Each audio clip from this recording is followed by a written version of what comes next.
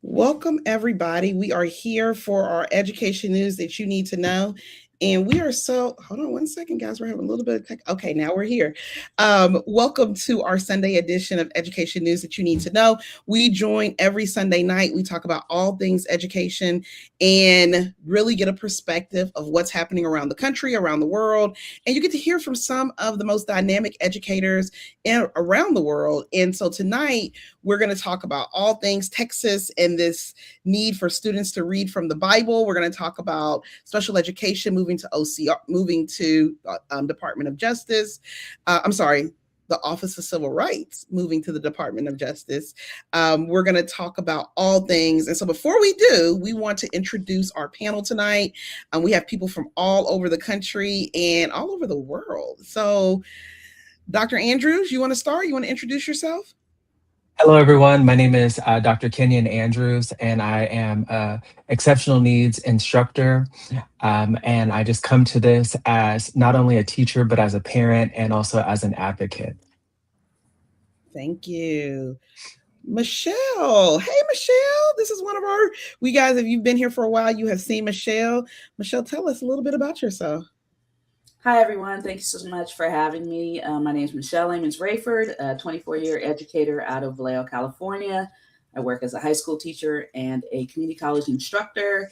I'm an author and an educator and advocate, and I am a parent of a beautiful child with special needs. Yay. I was going to say your son's name, and then I was like, nope, it's too many people out here. Lynette, tell everybody where you're from and give us a little bit of your background in education. I'm Lynette Culverhouse. I am originally from England, but I lived for over 40 years in Boston, Massachusetts, and last November moved back to the country of my birth, England, and I had a 44-year teaching career on 3 continents, teaching all ages in a variety of different settings. Public, private, homeschooling, charter. And I am towards the end of writing a book called Brave New School, which is a clarion call for a change in the way we do school if we want to create a kinder society. Thank you so much for that. We have a lot of authors here tonight. I think we have all of you guys have written a book or about to write a book. So this is something we've got to get into. Nicole, tell us a little bit about yourself. Hi, my name is Nicole Green. I am here in New York.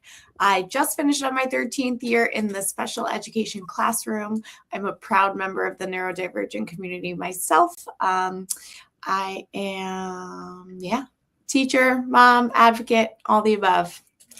Perfect. So guys, as you come in, please tell us where you're from. We're live streaming on Instagram, YouTube, and Facebook. So I'm sure people will hop on.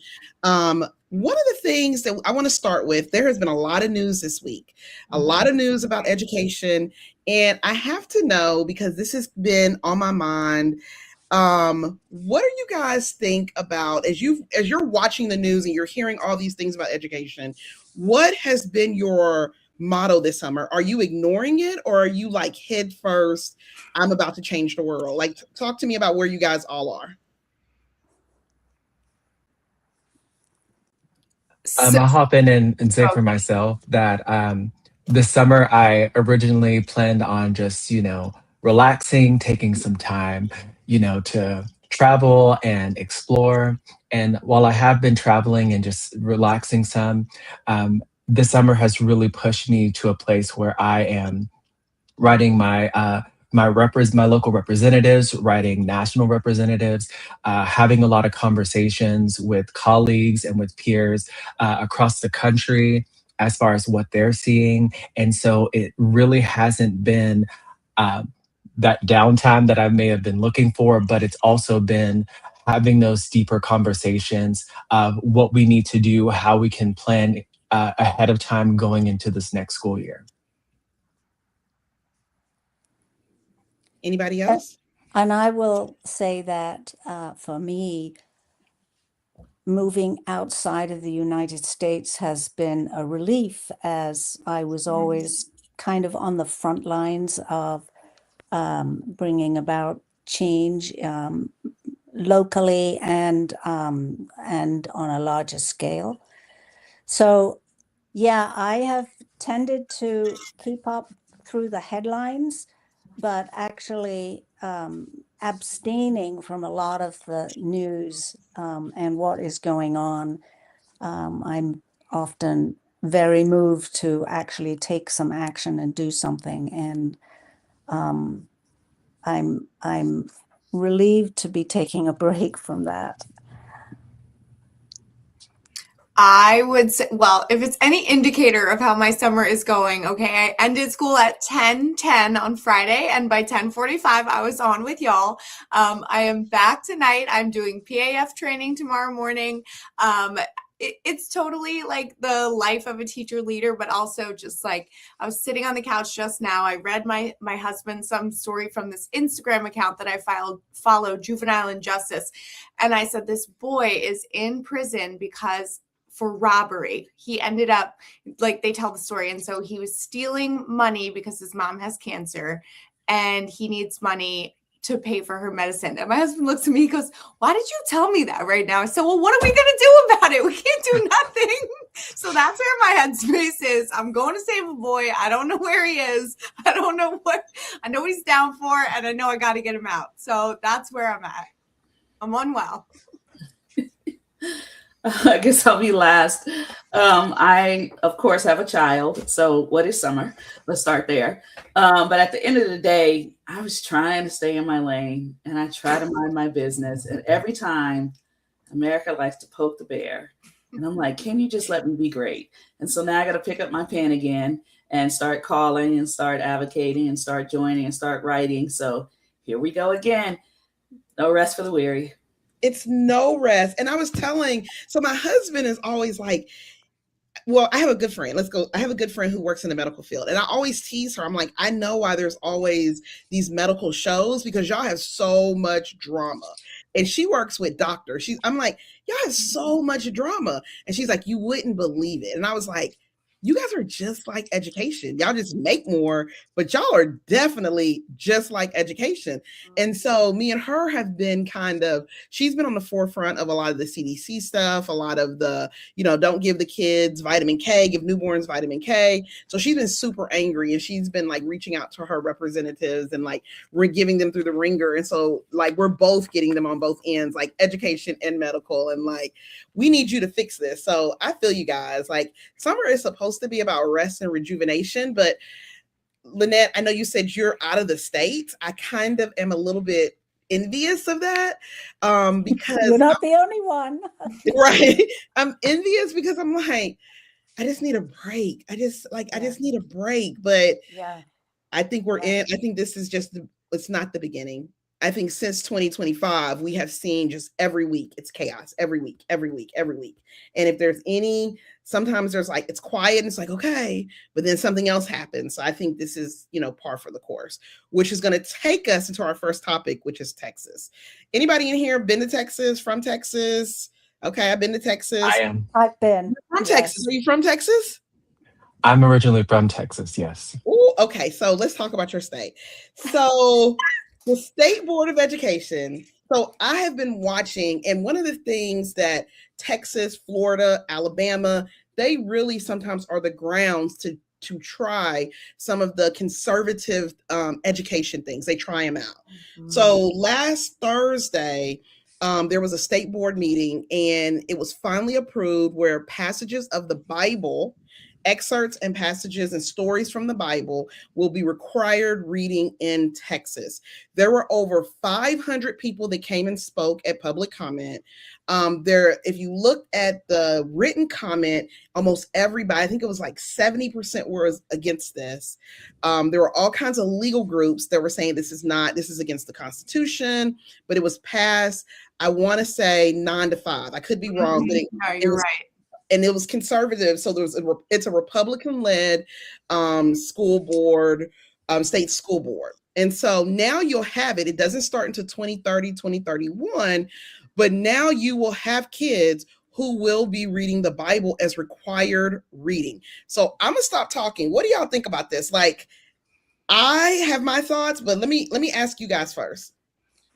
So I'm going to jump in just very quickly on this topic, just because I have taught in Texas. And so I've had students in my classrooms who were Muslim, who were Jehovah's Witnesses, who didn't practice religion at all. And so as a parent, as an educator, and then also as an advocate, my biggest concern is when we look at the Bible, the entirety from cover to cover, it covers a lot of topics that I am uncomfortable with on those three areas of exposing children to. So we're talking about sodomy, we're talking about incest, idolatry, adultery, killing, the list goes on and on. And so I'm concerned about these children being exposed to this if we're going to look at the whole text of the Bible. But if we're not, then I'm also concerned because are we going to be cherry picking texts and scriptures from the Bible? So are students going to actually get exposure to what the Bible describes Jesus and what he looks like? And so those are realistic things that we have to take into consideration of. We're not just talking about this holy scriptural text. We're talking about something that more than likely is going to be cherry picked. It is going to be cherry picked because before this Bible curriculum was put into place, Texas was also, they implemented having the 10 Commandments illustrated in schools. Mm-hmm. And so that's very concerning because the 10 Commandments is covered in the Old Testament, but if we look at the New Testament, it goes against that. It goes against why Christ died for all of humanity.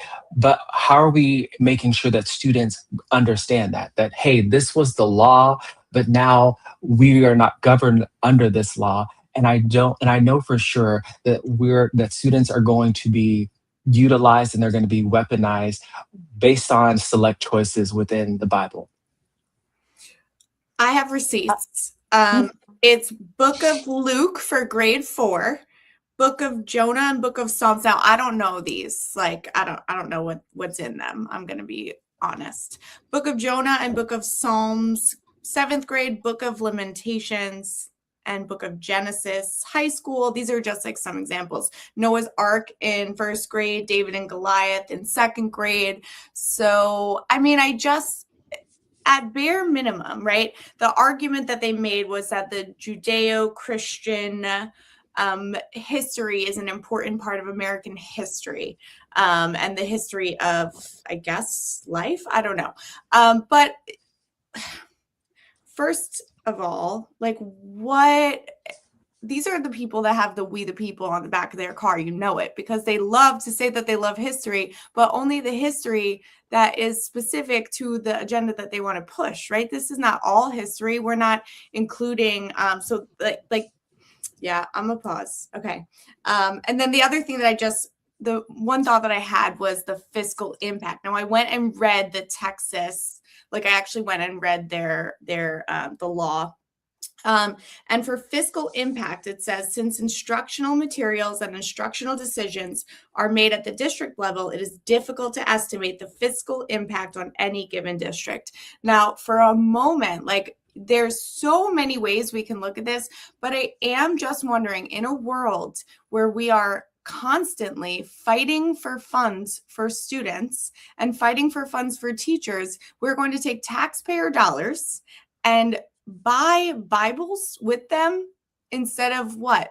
Services, teachers, pay pencils? Like where do we get the things that we need rather than spending taxpayer dollars on buying Bibles? And I'd like to weigh in on this too. We have an entire profession that has been sabotaged by politicians, business leaders, and the publishing industry. There are people making decisions about the content of what gets taught in schools who have absolutely no experience. Most school boards are made up of people who are not necessarily teachers or have not had experience in the classroom. Yeah. And it is outrageous to think that politicians are deciding what should be taught in schools. And traditionally, I would say that the teaching profession has been female, and it's okay to control a female profession. This has been going on from the beginning, and I do not see other professions being controlled in this way. And it's really time for teachers, parents, and students to speak up loudly and say, this is not okay. The way this is working is not okay. The system is broken. It's not working. And it's our children who are suffering. So as usual, I was going to stay in my lane on this one because this is not necessarily something well versed on, but I'm going to go ahead and jump in here. I am an unapologetic Christian. That being said, I'm also the sponsor of our Indian Pakistani Student Union with Sikhs and Muslims and all of these different variety of ethnicities and backgrounds and religions and all those things. When I taught AP Lit, we had to teach the Bible, but it was the Bible as literature, Psalms and parables and parables and biblical allusions. I think people have been doing that for a while, but to mandate, like you said, the entire Bible, I have so many questions. Who is teaching this and how are you teaching this?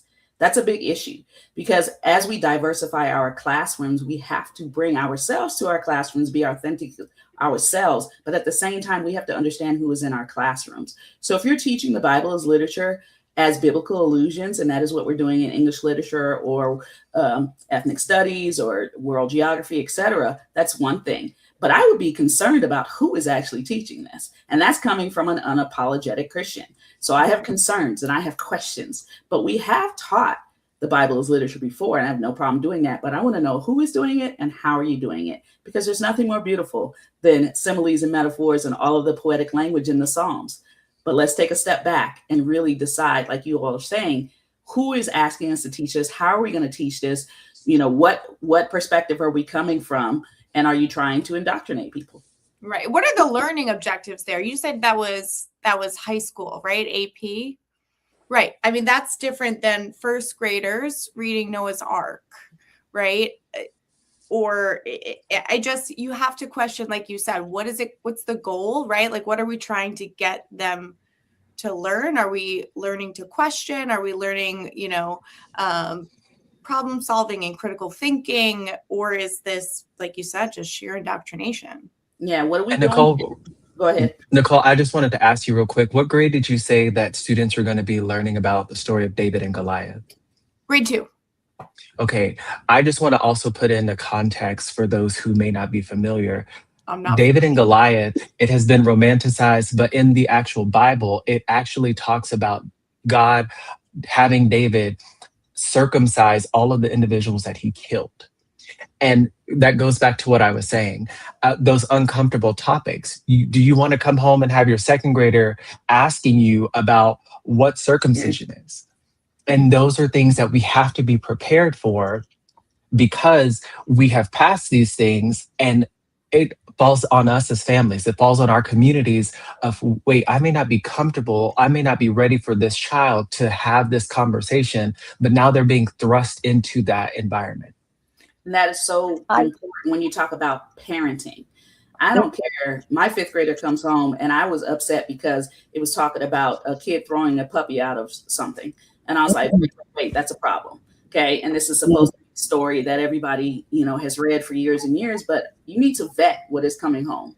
for your child. And I don't care if it's the Bible. I don't care if it's, part of the canon. As parents, we need to have the right to be able to look at what our kid is reading and understanding and studying. And like Nicole said, where's my standards? Where are my threads? What are you going to teach? I remember so many times things that I wanted to teach way back in the day in 2002, teaching Tupac and getting complaints, but I had a standard to go with it. Right. And so if you can tell me your standards and your purpose and your critical thinking or whatever the strategy is that you're trying to teach, then let's talk about it. But other than that, I don't really want to see anything that is going to make me have to have, like Dr. Kenyon says, that uncomfortable conversation. But I have a question to ask, because the common thread that I'm seeing is, the conservatives in America are saying they don't want their children indoctrinated.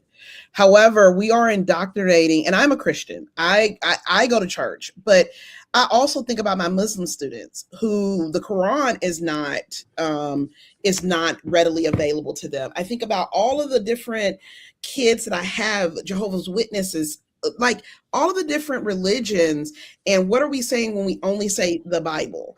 And so it makes me wonder, is the indoctrination okay if it comes from the conservative side? So it just makes me think, what is the end game here? Because there was a video that I showed earlier this week where there was a congressman from Fort Worth, Texas. And for those of you who don't know the history, Houston Independent School District was taken over by the state. Greg Abbott introduced legislation for them to be able to take over the schools in Houston. They are getting ready, if they haven't already, to take over the schools in Fort Worth. So the sitting congressman is talking to a kid. It is a kid. He is not an adult. He is not a researcher. He is saying, in my high school, they only have the Quran. And the legislator is grilling him, and basically what he's setting up to say is, see, the kids are being taught the Quran and not the Bible. And I thought to myself, even though the State Board of Education is a different governing board, they knew this was going to pass, because the people who are appointed to this board it's a Republican led. I think they are appointed by the governor. So it makes me wonder, did you have this hearing? Because it was, and I'll show the video, but it made me think this was a setup, because we all good and well know that kids aren't going to the library and finding Qurans. Especially not in Texas, right? But this idea, because the young kids, he's not a young kid, but the teenager says, what did he say? I've asked the principals why there are only Qurans and they won't answer me. And I'm like, this sounds political. This sounds like you're trying to prove something. So I go back to my question. What is the end goal here? Is it to indoctrinate them on, Christianity, white nationalism? What is it? I'm curious on what your thoughts are. I would say I'm sorry, Nicole. No, you go. In that, it adds another layer, and I want to add this layer to it. When we look at Christianity, it's a great blanket statement, but there's over 45,000 identified denominations just under Christianity. And then when we talk about the Bibles being in the school curriculums, there's over 900 different English versions of the Bible. So my question is, okay, if you're saying we're Christian and we want to do this, well, I need you to dive a little bit more into that. Like, what does that look like for me? Because all of us here can be practicing Christians, but all have a different denominations. We can all say that we interact with the Bible and we partake of the Bible, but your Bible is going to say something different from my Bible. And those are things that really haven't been thought about, but we're going to see that problem show up not just in a small quantity. We're talking about 5 million children in the state of Texas. And so that's my concern when, even with that question, it's like, wait, there's really not an underlying, there's an agenda to it, but where is this agenda coming from? Like, as you mentioned, where's the research that is saying like, hey, this is going to be great. This is how we're going to help our students, when there comes to questioning, or this is how this can be applied to the state standards. But when you look at that, there's so many variances that it's not a one size fits all situation. But even still, like, I guess I just come back to, like, I'm always mindful. Like, I try to step back a little bit because I'm not a religious person at all. And so, like, I'm open, like, I want to hear the perspective of people who are religious. I'm also just like very, like, I'm okay having uncomfortable conversations with my children. I have them all the time. We have to unpack a lot of what they hear on the bus and what they hear from their teacher and what comes home from school, right? Like, we as parents do that all of the time. And my son comes home and talks about religion a lot. And, like, he'll ask me questions about heaven, about this, about how God, just the other day, he said, how did God make people? And I was like, well, that's a really hard question. Like, he's in kindergarten, but, like, I don't know. I don't personally believe God made children, but some people do. Like, like, it's complicated. That said, like, we are very clear. Again, the argument was that this is rooted in an important history for our country. But the reality is we were founded on the separation of church and state. So, like, every kid should be able to go to school and learn and not be required to learn someone else's religion in order to learn. It just, like, that, for me, the connection isn't there. It's not making sense to me, unless, like you said, there is a really specific agenda, which is rooted in something like white supremacy, white nationalism, right? Like, that's where it feels like it's rooted in and is headed. Yes, and I would like to reiterate that I think that the purpose of this needs to be clarified by those who are imposing it. Like, what is the goal? What is the educational goal? If the educational goal is literature, then let's get a range of literature. If the educational goal is to expose them to Christianity, then let's expose them to a lot of other religions too. If we really believe that people have a right to live in freedom, then they should have the right to freedom of choice around their spiritual beliefs, and they're not going to have that if they're not exposed to it. So we are limiting our children to an agenda that is imposed on them by, I would say, a majority of white Christian men. And and I'd just like to make a comment about Houston and the closing of the school, the taking over of the schools there. Houston is a city that is run by its elected officials are mostly Latino and minority. And the state leaders, who are white and Christian, resent the liberal policies that these leaders have been imposing. In fact, there was only one school in Houston that was failing the year that they took it over. And they made that a reason to take over all of the schools.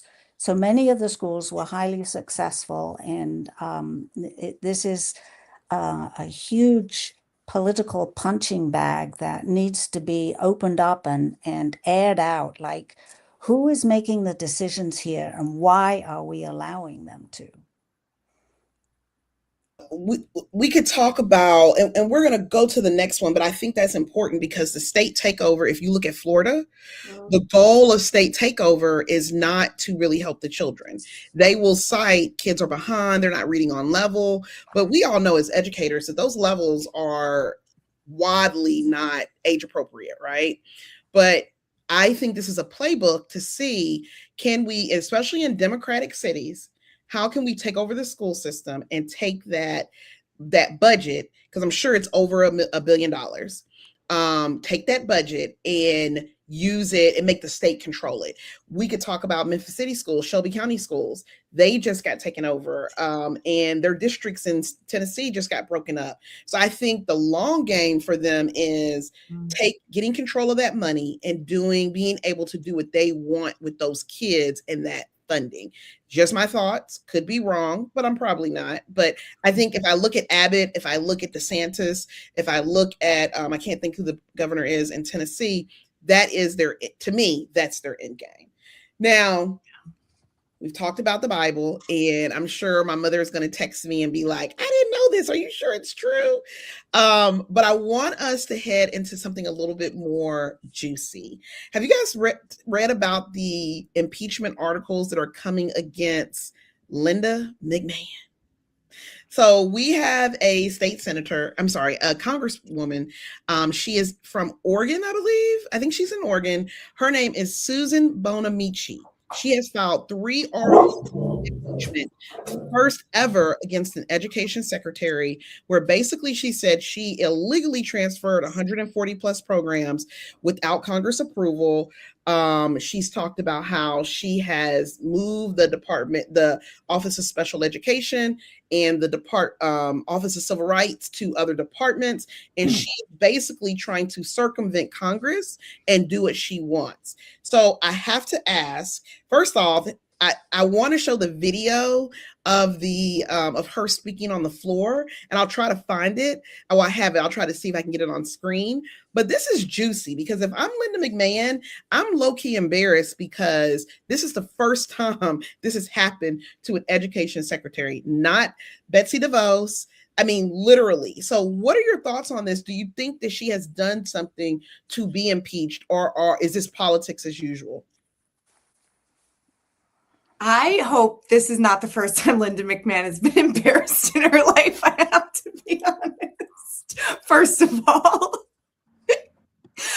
But I would say, so the articles are for unlawful transfers, false statements, and breach of trust. Yes, yes, and yes. I mean, it's a no-brainer.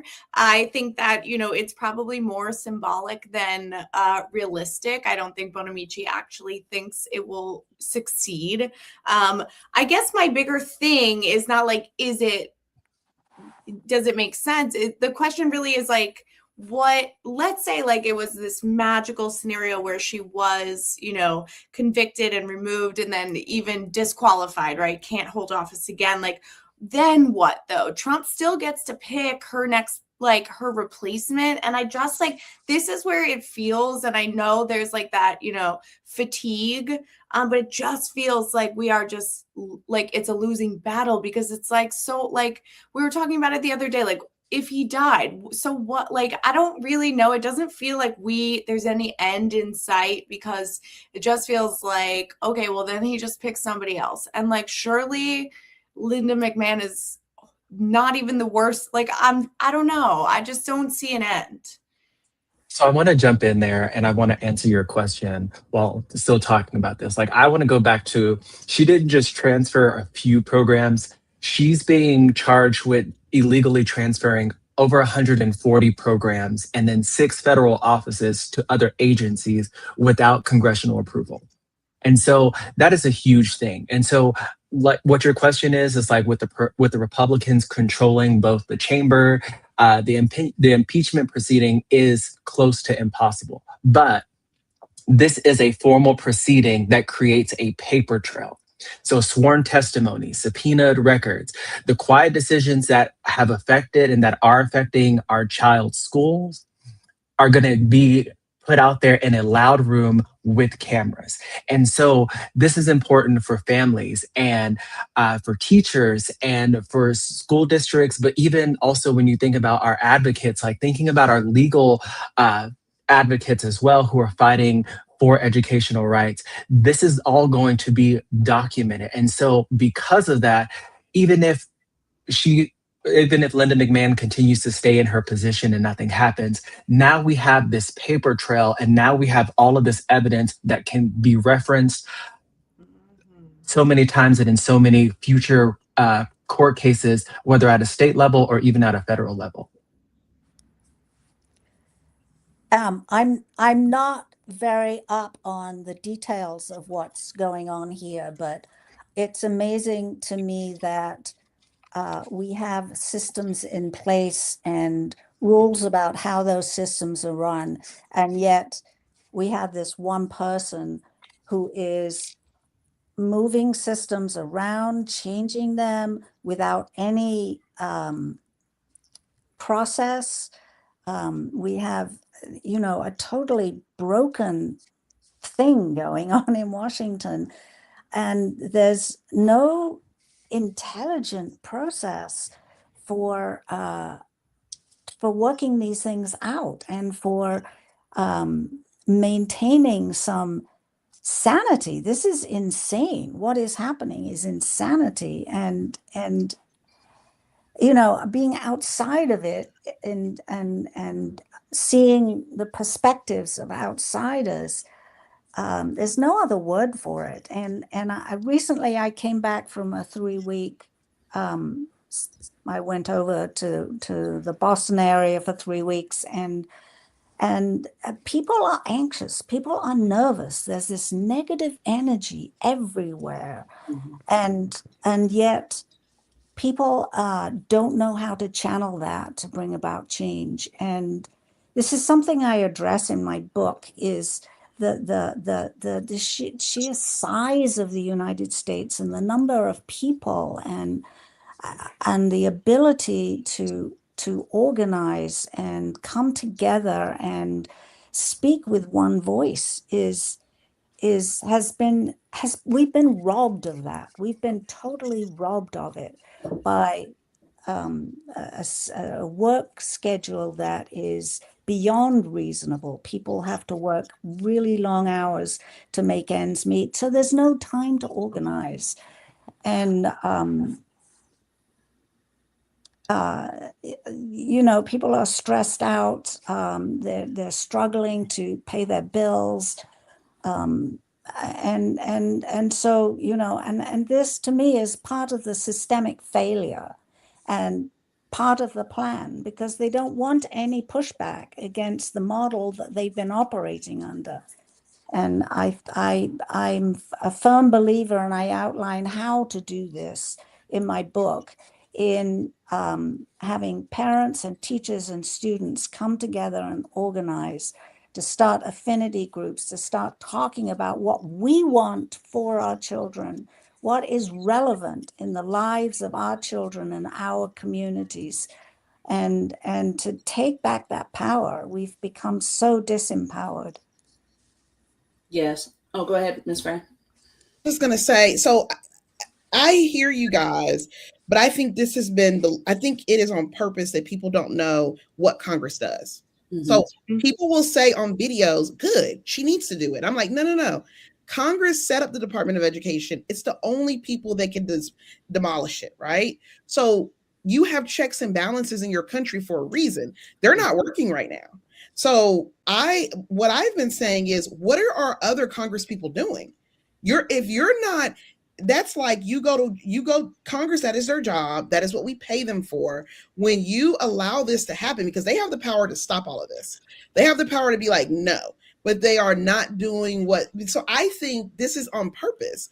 There are people who don't want America's democracy to work. So they are just line steppers, and they're seeing what they can get away with. And the more they can get away with, the more they do. Am I tripping, or do you guys see that, or am I just totally out of left field? That's 100%. Yeah. I was going to say this is absolutely on purpose. Yeah, and totally. What I was just going to double down on what Nicole said as far as whether or not she's going to get impeached or not. And I'm going to say this as candidly as possible. To me, it doesn't matter, because you've awakened something, and you, like Dr. Kenyon said, you're having a whole paper trail right now. So I can talk to paraprofessionals, I can talk to therapists, I can talk to teachers and advocates and lawyers and say, hey, do you see what's going on? And without these briefings and without this, a lot of people would be in the dark and they would not understand what's going on. And for a parent, educator, and advocate like myself, we have to be aware of what's going on at the federal level, because it trickles down to the states, it trickled down to the district, and it trickled down to my school, and now I'm in my kid's classroom. So you have to understand that this stuff really, really matters. And as I continue to go into educational advocacy, and I continue to go through my son's journey, looking from the inside out, from a parent educator, you have to understand how much this matters. Like, this is a big deal, because who am I going to call when I have an issue? Who am I going to write when I have an issue? I could call out my California congressman. You talked about special ed law. You talked about this. You ran on it. You said you're going to do something about it. So do something about it. So they've awakened the beast, and they've opened that door for us to look at, see what's going on. And so we have to act. Yes. And I think also in that same regard is in that awakening of the beast is we're past the stage of niceties with our congressional members and even with our local representatives of, hey, you're representing my district, you're representing our state, this is what I need from you. Hey, if you voted against this, I need you to rectify this. This is not okay. And the reason why it's not okay is because it's hurting not only the individuals in my household, it's hurting our communities, it's hurting at a larger scale, but also being able to put forth to them, if you don't fix this, you will see a different result when it comes time for reelection. Yeah. I think, Francesca, you brought up a good point though. Like, I think a lot of people don't really get that Congress works for us. Like, I don't think people think, you know, like, and I just don't think they can call. They think that they can write. They think it doesn't do anything. They feel like it falls on deaf ears because you just get that, like, you know, like Chuck Schumer sends me back these stupid email blasts. It's the same thing every time. Like, sorry, Chuck, but like, it's the same thing every time. It just changes the bill, or, you know, it's like literally a copy and paste email. Like, and so it can feel really disheartening. And I just think so many people don't know, like, yo, you hired them, you elected them, you hired them, and you can fire them. Like, it's not, you know, like, they do work for us, and it is our job to keep them in check. But people are so disassociated and disconnected. And I just think there is that fatigue, like, across the board, where nobody really feels like anything's happening, and Congress is just doing what Trump wants, as far as I'm concerned. Yeah, and look, related to that is the fact that we don't teach civic education. We don't teach our students to critique our own country or our own history. We don't teach tools to actually engage with our elected officials. And so as adults, we don't have the skills. We haven't been taught the skills. And it takes a lot of having it in your face before you become activated to take action. And I really believe that the size of the country diminishes people's voice, and people have come to feel powerless. And what difference does my voice make? But yes, it makes a huge difference. And if you use it well, you can bring about change. And there's so many stories throughout our history of individual people who have impacted the world of education in huge ways. And, you know, we need to get away from this strict, you know, content-driven, standardized way that we do school, and allow our children to have exposure to all a range of ideas and ways of doing things, and give them the skills to actually debate and argue and have an opinion, defend an opinion. Because in the world of politics, we see adults in leadership who have no idea how to negotiate. And that's because they haven't been taught. I will give a little bit of pushback on that. There is a tremendous forensic speech and debate community, and I know it because I'm the coach at our school. And our Golden Gate Speech Association, California High School Speech Association, National Forensics League, that's where a lot of our leaders came from. So it's still there. We just have to activate it. I mean, we had a successful campaign taking Columbus Day out and putting Indigenous Peoples Day in. You know, so I mean, the kids have to be activated, but they are being taught. It just needs to be taught more about amplifying their voice and the power of their voice. But it is being taught. But like you said, it does need to be taught on a larger scale, and they need to understand how to use their voices. But it is being taught. So I just want to put that out there. Like, there are some people out there who are really doing it big. Who are my guys, the Tennessee guys? Tell me. I would not deny that. Justin and Justin. I mean, they really are galvanizing these young children, and so are we, some of us in the classroom. So it's there. We just need to light that fire a little bit deeper. So I just wanted to throw that out there. I just want to add in one more thing. I would absolutely endorse that. There are pockets of school districts. There are some incredible school districts doing incredible things, but across large swaths of the country, it's nothing short of indoctrination. And that's what needs to change, is the mass culture. Well, I think, like, I am very lucky to be part of the National Network of State Teachers of the Year, having been the finalist for New York State.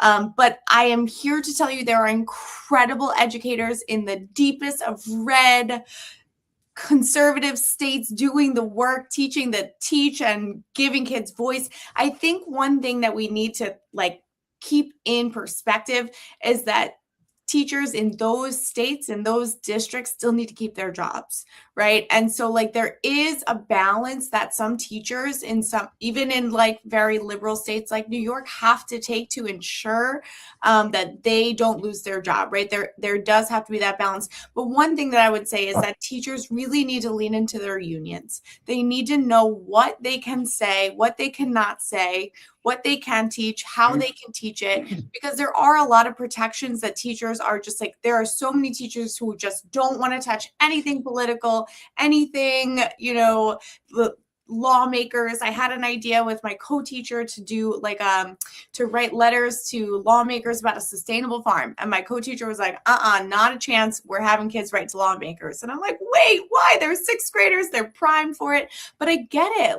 I don't agree, but I get it. There is this true, authentic fear of losing your job over writing to lawmakers, right? So I don't think that it's that we're not teaching it. It's that there are a large majority of teachers who need the money. What little money they get from their job, they really need it. And there has to be a way that we activate teachers and support teachers to feel like they can have those conversations, to give their students those skills without losing their job.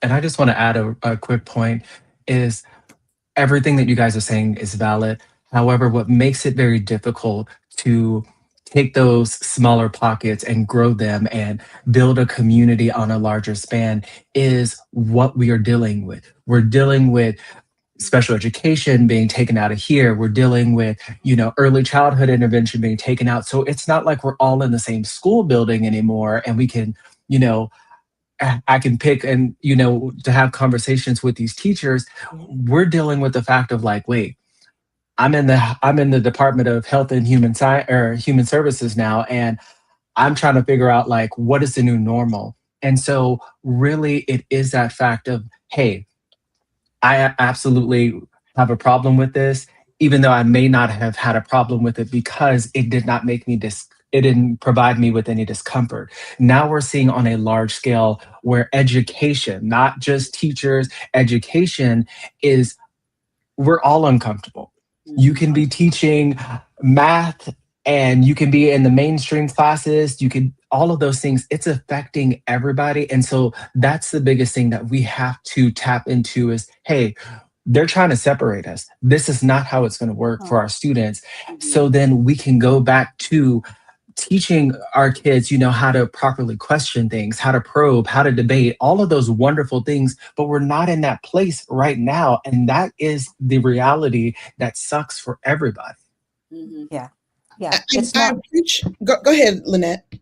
Yeah, it's not the teachers who are making the decisions. The teachers are caught in a really hard place, as has been said. It's the politicians are making the decisions and business leaders who are running school boards.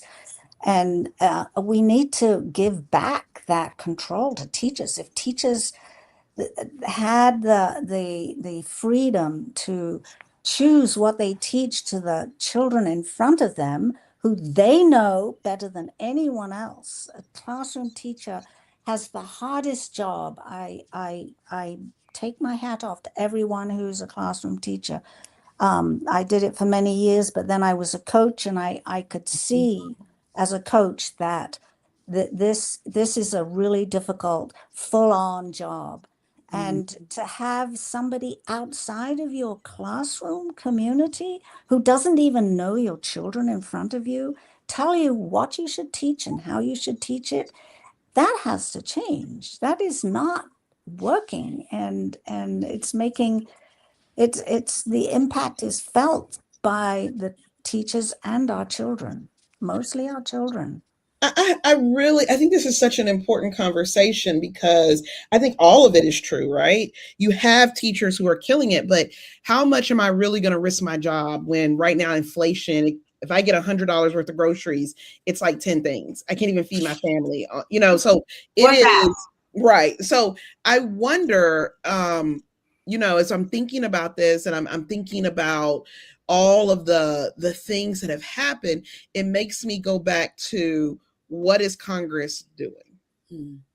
Because at the webinar, I didn't even know this, that all Congress people, when you call, they have to log it. Everything has to be logged. So while they're out here making these decisions, how many people are actually calling them? The flip side of that is there was just a professor in Indiana who a sitting congressman called the dean on her because she was teaching the course that she was supposed to teach, and she was teaching about white supremacy. It was a social justice course for social workers, and the congressman called her dean. She got put on leave, and she is without a job after June 30th.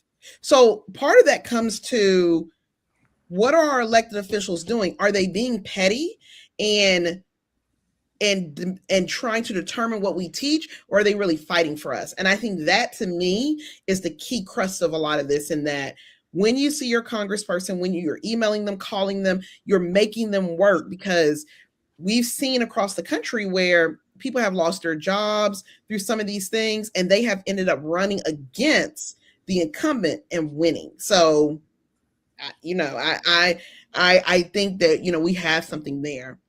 Now, Go ahead, Michelle. I was just going to say, one of the things that I'm learning in my research is, and I think I talked about this with you before, Fran, there's a lot of especially special education laws that are on the books that are not being enforced. And I think if you jump into that, I'm talking to two special education angels here, but I'm looking at these laws and I'm like, I know that's not being enforced. So sometimes I feel like the congressmen and women are writing these laws so that they can run on these laws, and then they just sit there and no one holds them accountable.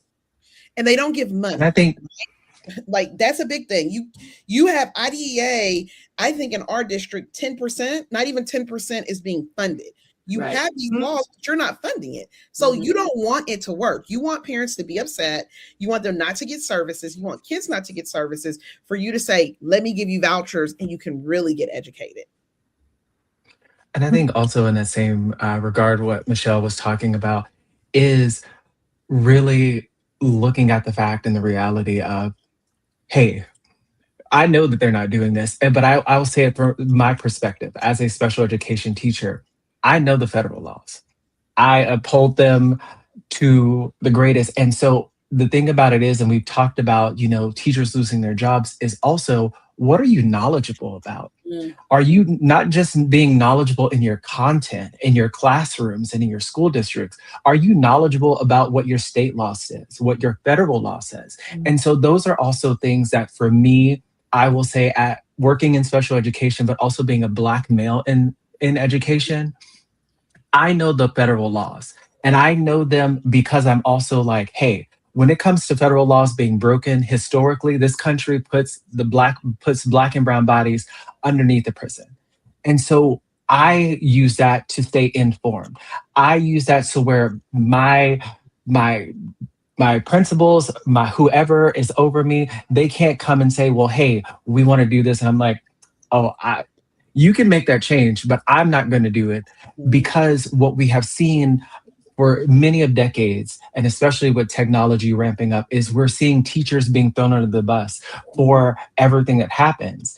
And so when we are educated, then you can walk into a meeting, yes, I don't want to disregard what Nicole said, but yes, please make sure you have a union, but when you know what your rights are, you have a different conversation. You're not walking in there fearful, because you go, hey, let's have another conversation. Even if you decide that you want to do X, Y, and Z, or even if you want to terminate me, there are things that we have in place. We are covered under the whistleblower protection, which is another thing that we don't talk about. So even if you see something wrong, even if you see something that is not being followed by the law, you legally are protected. And if they fire you, that is retaliation. And so we're not informing our teachers, not just on their content, on what their legal rights are.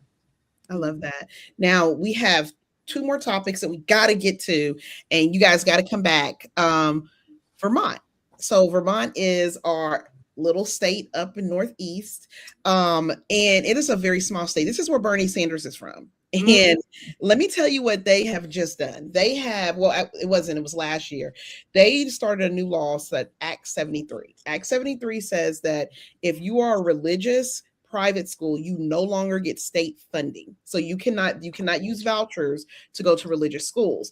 The caveat with Vermont is that they have a law. It's a 200-year-old law that if you are in a municipality or you are in a township that does not have a high school, you are able to go to one that does. So now that this new law is coming to place, private schools, religious private schools are now suing the state, saying it is they are denying them choice. And so I found this topic really, really interesting because there's families and then there's this law group that is suing the state for this. But I really thought to myself, wow, Vermont is really not playing and saying you're not getting any federal funds if you are a religious school. What do you guys think about that? Because with this new tax credit that's coming, I feel people will be forming religious schools just to get some of this money. So had you guys heard about this? I have heard about it, and when I heard about it, I was kind of uninformed, so I did some research. But the fact of the matter is, like, their school tuitioning system has been in place since 1869. Yes. Not 1969. We're not 2009. We're 1869. Like, and so in that, like, it provided like rural parts of that state that did not have those local public schools. They would pay to send kids to private schools nearby. And so cutting that, I really have to just say that the outcomes matter beyond Vermont. And so it's a live question about whether states can and are going to restructure longstanding educational access without arbitrary exclusion. And so this is something that I will say that I'm definitely watching very closely. That's so well put, Kenyon. First of all, Vermont does not play. That is fact, just full stop. But yeah, I think it's something to watch. I think it's really important, right? Like, we are looking at a world that is built on really old laws that don't really apply anymore. I'm looking at you, Second Amendment. But I think it's interesting. And I think that I think that we should not be giving state funds to private schools that don't need it. Keep the money in our public schools. Let's expand them. Let's make them great. I love my public schools. I love being a public school teacher. And I think our money should stay there where our kids are. 90% of the kids in our country. I'm going to jump in a little bit. I'm always going to be transparent. I went to a private school up until about third grade. And then I was in Gate, and then I did public school. I teach at a public school, and my kid goes to a public school. That being said, because my kid has different needs, what are the private schools doing for my kid? And this is coming from somebody who went to a private school, but it definitely affects me, and it definitely affects education. And I'm interested and I'm looking at it, but I'm looking at it from a different lens because I have a child with different needs and I have a kid with an IEP. We all know the private schools do not honor those. So I'm interested in, okay, you want to take the funding and stuff, because that's the first thing people want to do when there's like a lawsuit with a kid with special needs. Oh, here's, some money. Go ahead and take your kid to private school. Knowing good and well, their IEP is not going to be followed.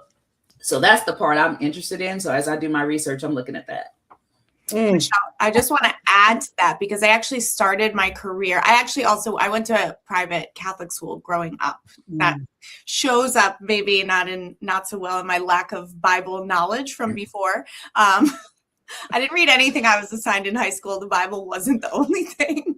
But I actually started my career in a private special education school, and the amount of ick that it gives me now when I think about, I was 21 years old, I had a degree in Italian education, and there I was teaching kids who were funded by New York City DOE, some of the most vulnerable kids in New York City, being funded by the DOE to go to this school where a 21-year-old with no special education experience at the time is teaching these kids and not even reading their IEP. So like I am, like that, to me, that perspective is so important. And that is something I'm really passionate about educating parents on. Is like, I hear all the time that parents want to send their kids to private special ed schools. And by all means, there are lots of great teachers in those schools. There are many great administrators in those schools, but by and large, they are not required to hire teachers with certification. They are not required to hire teachers with any background in education at all, let alone special education.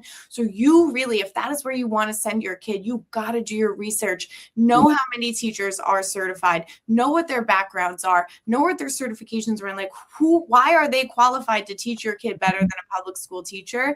I really firmly believe that like we need to be expanding our special education services and programs in our schools, not sending our kids out. And I would like to address the voucher program. I have a real problem with the voucher program. To me, it's another step in the direction of eliminating public education. And it does nothing except defund public education. When we allot money to individual parents to pull their children out of public school and put them in private school, and it's the amount of money that is allotted is not even enough to pay for probably half a semester of school.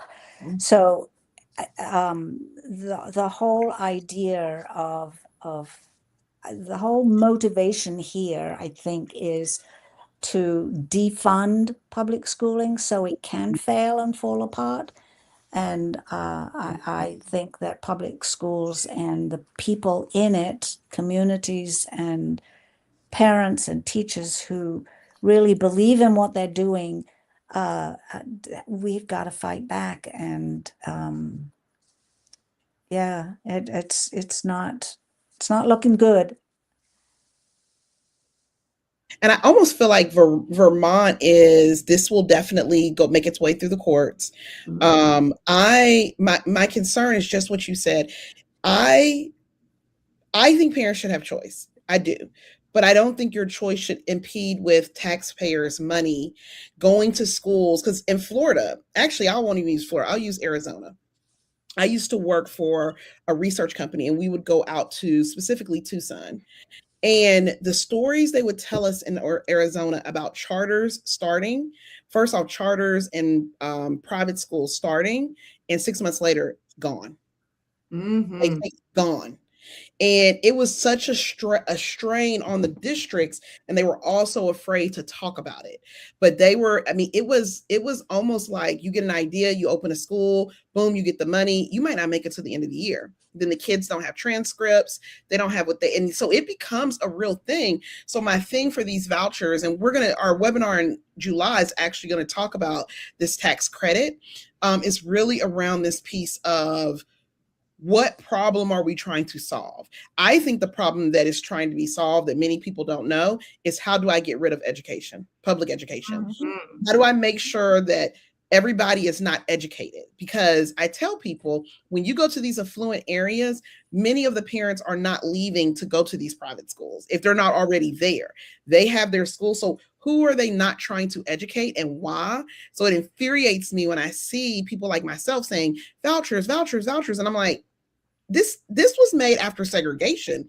Vouchers became a thing because they did not want Black children to go to school with their children. So what are we doing? So it infuriates me because people don't know that history, and they just get sold a bill of goods. So, and I think also in that same regard is we're still talking about vouchers, yes, but now we've kind of romanticized it. We've given it this Disney effect of like, hey, like you can pull your child out and your child can go here, when if you look at it legally, you've been able to place your child wherever you want to. Yes, you can. So the vouchers haven't changed what you legally have the right to do. Right. But now my concern is because we have people who are like, oh, well, the grass is greener on the other side. And when they find out that it's not, then they already have the money. The check has already been cashed.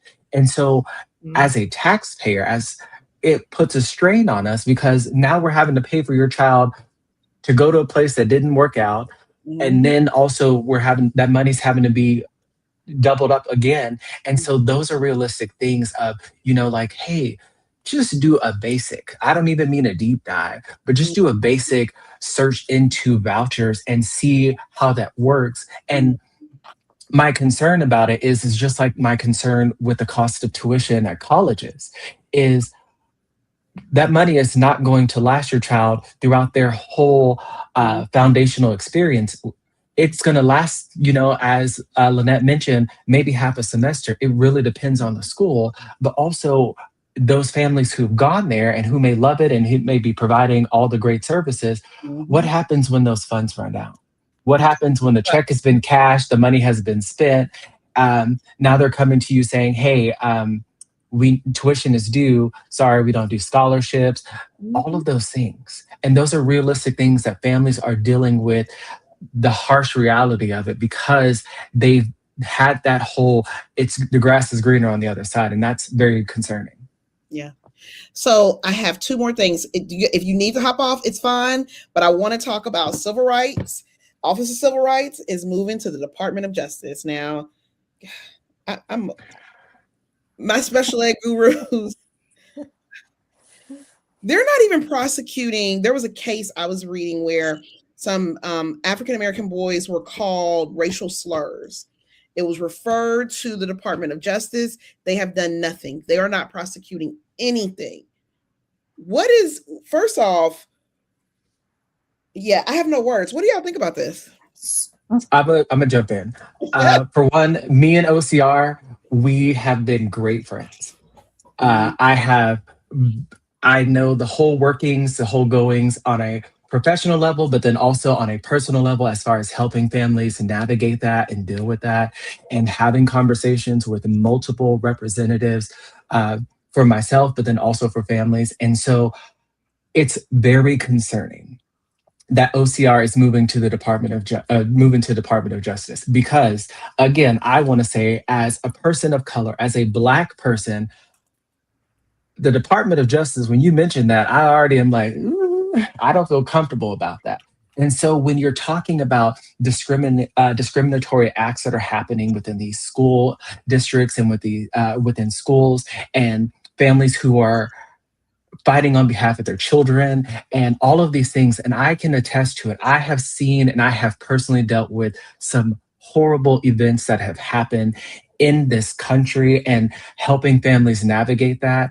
And it is very disheartening to know that, hey, after they've exhausted talking to administrators and talking to district leaders and going before school boards, that OCR was that safe place for them. It was that place where they were able to voice everything, where they were able to put down, like, this happened on this day, this incident.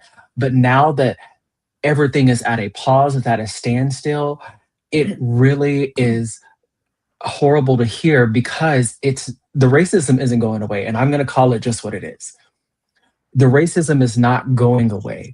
And those are realistic things that we have to continue to push for. We're not pushing for something big and extravagant. We send our children to schools so that they can be educated, so that they can be humanized, not to be treated as though they are some orphan Annie that nobody wants. And that is the reality that a lot of families are dealing with, because they have felt that OCR was their safe place, and it is no longer that safe place for them.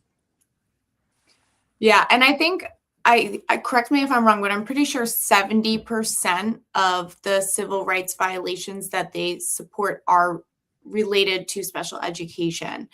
With that in mind, we cannot ignore or separate the disproportionality of Black and Brown students in special education. So that's not to say that it's not dealing with students related to race, but it is related to special education. So there is that intersectionality piece that we cannot ignore. I think, what worries me is that our students' civil rights are already being ignored. There's no question about that. All that this does is stop the accountability. I really, really worry that our students are not going to experience any justice, any accountability. I worry that, response will be delayed at best, but likely not responded to at all. And I don't know, again, like we've had this conversation so many times, maybe it's the teacher in me, but I'm like, give me the learning objective. Like, what are we trying to do here? Make it really clear for me what should I know at the end of this lesson? Like, what are you trying to get out of this? What am I supposed to understand from this? Because I actually don't see any reason why somebody who's, well, listen, Todd Blanche is, he's impermanent, but like his background is in criminal defense or white collar crimes or whatever it is. Like, he doesn't have any experience in civil rights, proceedings, and like he is not the person. And that's who we're supposed to trust with our babies. Like, no way, it's not going to happen for me. And I think that, I'm not going to mince words here, but the goal of doing this is to take away civil rights for people of color, civil rights for women, civil rights for LGBTQ people, civil rights for our children. That is the whole goal. I think that there is a level of white Christian people who are threatened, mostly men, who are threatened by the rise in the voices of women and people of color in our country, and they are trying to stamp that out. And this is one of the ways they're doing it. You take away the Office of Civil Rights, and you take away any recourse that any of those people have to correct or to change course when they feel oppressed. It's terrifying, really. Not as versed as I want to be. I'm doing more research on it, but raising a Black male in America is tough enough. And then when you talk about, like Nicole said, the intersectionality of the identity of having different needs, autism, ADD, ADHD, whatever their neural difference is. And then you add on top of that being a Black male in America, and you want to take away my ability to sound the alarm. Mm-hmm. That is very terrifying. But I have very few words, but I got a pen. Mm-hmm. That's what's going to happen, because not my baby. And it makes me wonder, so we talked about this on Wednesday, and that IDEA was really born out of Brown versus Board of Education, right? It was the catalyst. Yes. And we've seen English language learners get grants taken from them, and where lawmakers have said, check kids' immigration status before they can be enrolled. We've seen Black and brown children. We've seen all these different groups being impacted, and now special education is impacted. It makes me wonder, are the parents, regardless of who they voted for, are they going to mobilize and let this happen? Or is it going to be, well, we'll see what happens? Because I think if you take the whole power of all of the groups who've been impacted, we can flip every seat in November. You can prosecute, you can do all these things, but in your mind, you guys who are closer to the students with disabilities and their parents and the groups, the affinity groups with that, are they mobilized to really hold these people accountable? Or do you see people who are saying, well, it might be a good thing? So I would say yes and no on that end. And I want to say I understand the reality of parents not mobilizing right now because they've been made to feel comfortable. The baby boomers, they were the ones, the last hardcore generation we were seeing significant change across the board in the sense of multiple litigations, a lot of human rights that were being afforded. And so because of that, there's a generation that's just kind of scaled back. And so they haven't really had to be as on the front line as those baby boomers were. And so with that, what I'm seeing is we're having to really shift in how the conversations are had, because it's been, oh, well, it's families versus school districts. And it's like, hold on, wait, this is bigger than the families versus school districts. We're talking about something that, hey, this is the fact of your child may be sent, and I will say it like this, not even to a different school like it used to be. Your child could be institutionalized just because they have an IEP.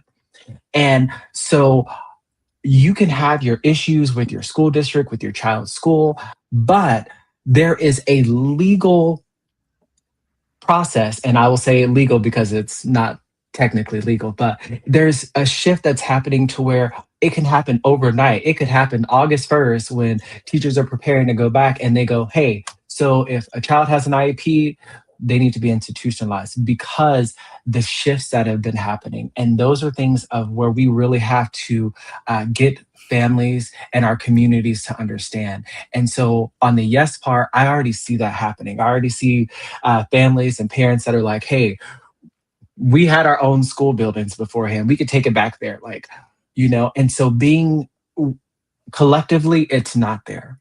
But we're definitely seeing that happening. But we also don't want to have to go back, 80, 90, 100 years where we were having to teach kids on boats and different things like that. We want our children to be able to be in a space where they can be with individuals who look like them and who also don't look like them, to have a better appreciation. And so it's really the fact of, before we can even mobilize collectively, are we having those conversations that, hey, this is not from one Black person to another Black person. Hey, this is a person who supports special education. This is a person who supports your child's sexuality, all of these different things. But in the best interest of your child, we have to come together. We have to build community. And so that's really what we have to see happening. I think you bring up such a good point, because it's something that we don't have time to talk about tonight, but because we could talk about it for the rest of everything. But it's like, it just is so clear how meticulous they've been in every facet, because that's the other thing, has been the attack on education since 2019, 2020, right?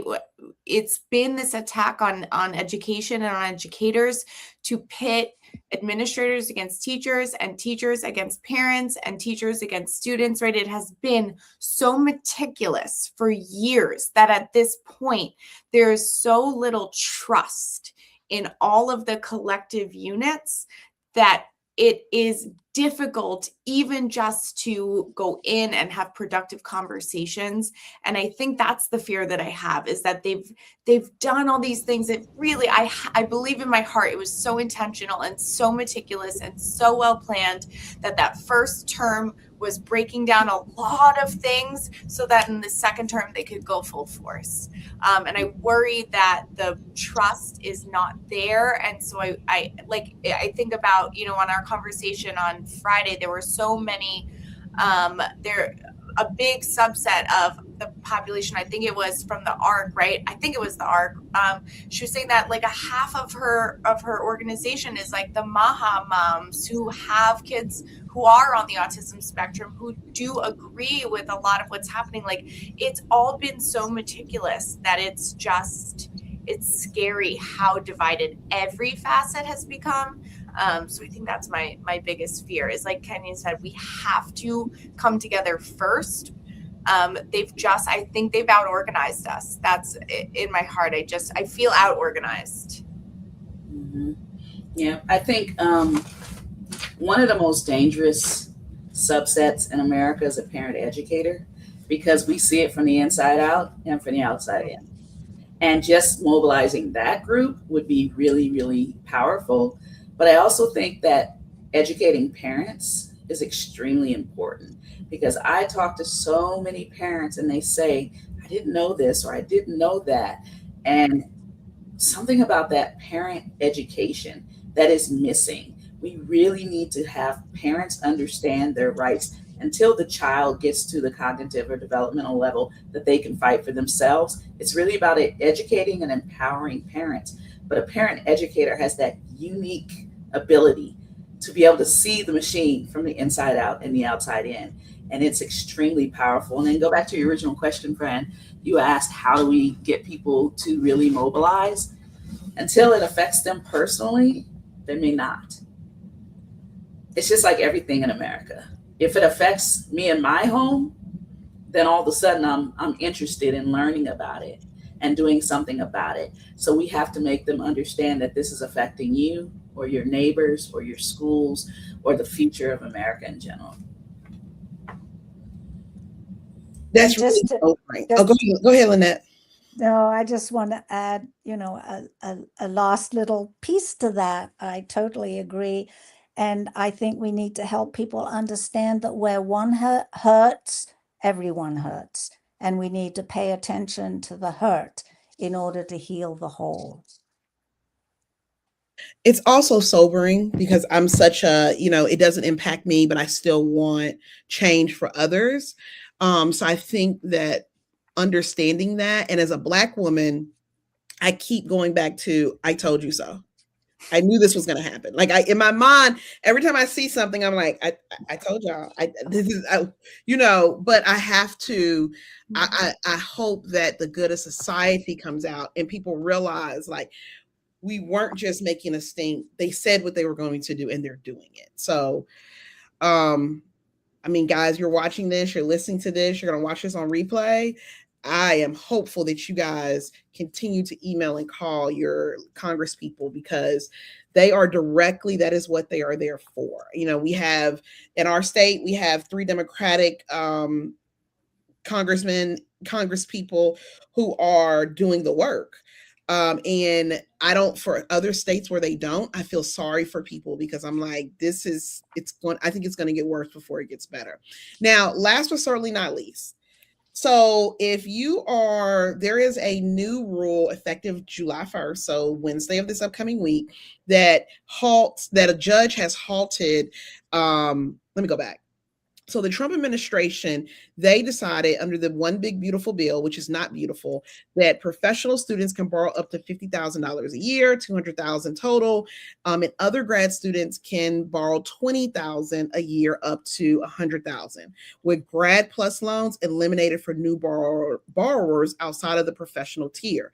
Now, if you are in one of these 11 fields, if you're in medicine, law, dentistry, veterinary medicine, pharmacy, optometry, osteopathic medicine, podiatry, chiropractic, theology, and clinical psychology, you're good.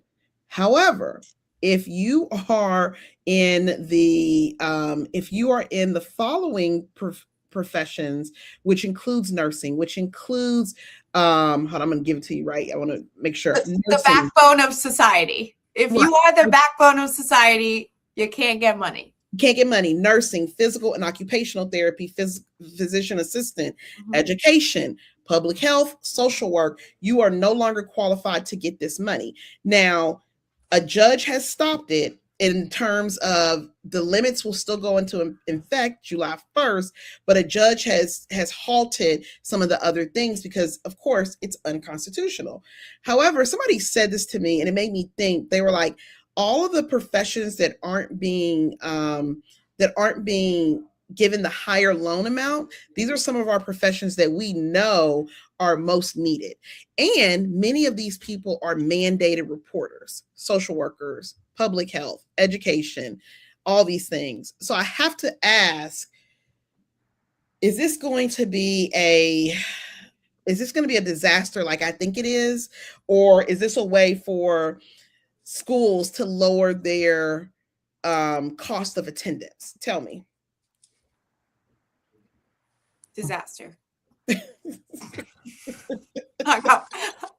I'll take one word for 100, please.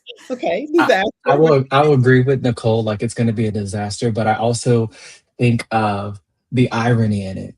the people who you said, or the individuals that would be defined that are no longer eligible as a professional degree, these were the same people that we were calling heroes in 2020. The ones that we were clapping for from our balconies during the pandemic, like apparently they don't qualify as professional enough to borrow on the same terms as theologians. And that is what is so disheartening for me, because I will put it into this perspective. We can all go to the doctor and when you have a regular PCP, but more times than not, you're seeing your physician's assistant, not your actual physician, because they're coming in unless there's something big that they need to check out on. You're seeing their physician's assistant. Kids are injured on a yearly basis throughout our country that require physical therapy. That's not including our kids who have IEPs that also need physical therapy. Like all of these things that all it takes is an accident. We can all be in the same car and we could all need physical therapy. But how are we going to do that if our physical therapist isn't able to fund school? And so it's very heartbreaking. And I just hope that this federal judges continues to just pick this apart for really what it is. But the fight isn't over. And so for all of those people in nursing programs, PA school, physical therapy, like this is for you to watch this litigation. Like your financial future is literally in that courtroom. Yeah. I mean, at the end of the day, like it's hard enough to get teachers into classrooms, right? We are facing a massive teacher shortage, a massive special education teacher shortage. It's hard enough to get educators to become teachers, or kids to become teachers, and then you cut funding, right? So like, who do we prioritize? We're continuing to allow certain Americans access to degrees without, the students whose parents can pay or who have money, generational money to pay for these degrees without needing the supportive loans. Like it just perpetuates the same agenda. Yeah, the long range impact is dismal, and we have a country with a disproportionate number of people, young people and older people, who are homeless, suffer from mental health issues, addiction issues. What we need are more hands on deck, not fewer hands on deck. Absolutely agree. And this goes back to contacting your congressman, and also goes back to what Nicole's talking about with unions. I need those teacher unions and those nursing unions to jump on board, because how many times have we seen a congressman or senator say, I'm backed by this union? Well, if you're not supporting the nurses to get the money that they need to become nurses, then you don't have our vote and you don't have our support. And the same thing with the teachers unions. If you're not supporting teachers getting their education and not having to come out, and go into all this debt to get their education, then you're not going to get the vote. So that's where we need to continue to contact the congressmen and the senators and whoever is representing us, because if you are not going to support us, then we're not going to support you. And at the end of the day, they need the support to get elected. So it just goes back to that.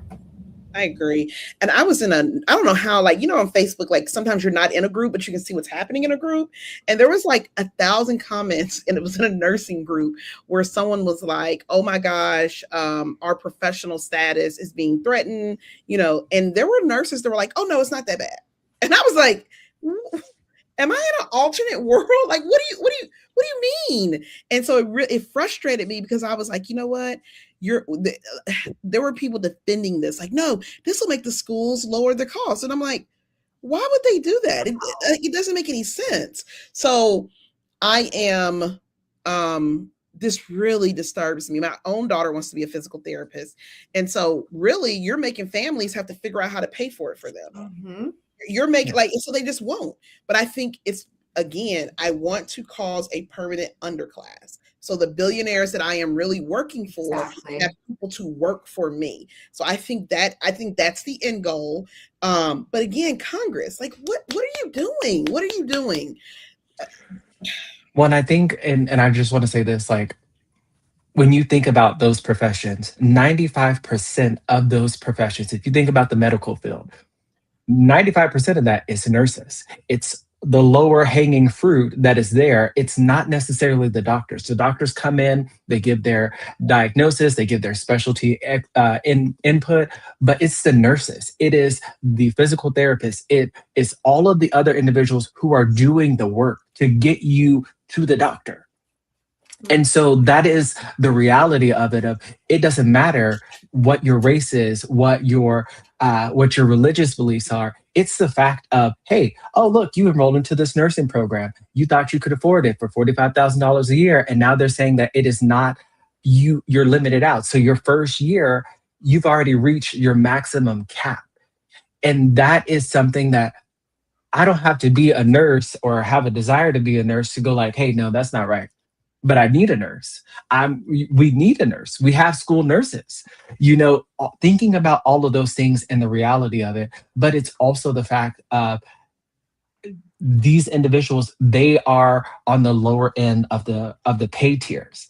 When you think about education, teachers are on the lower end of that tier. We're not paid, 6, 7, 8 figures like some administrators or some superintendents, but it is the fact of you can't do this work without us.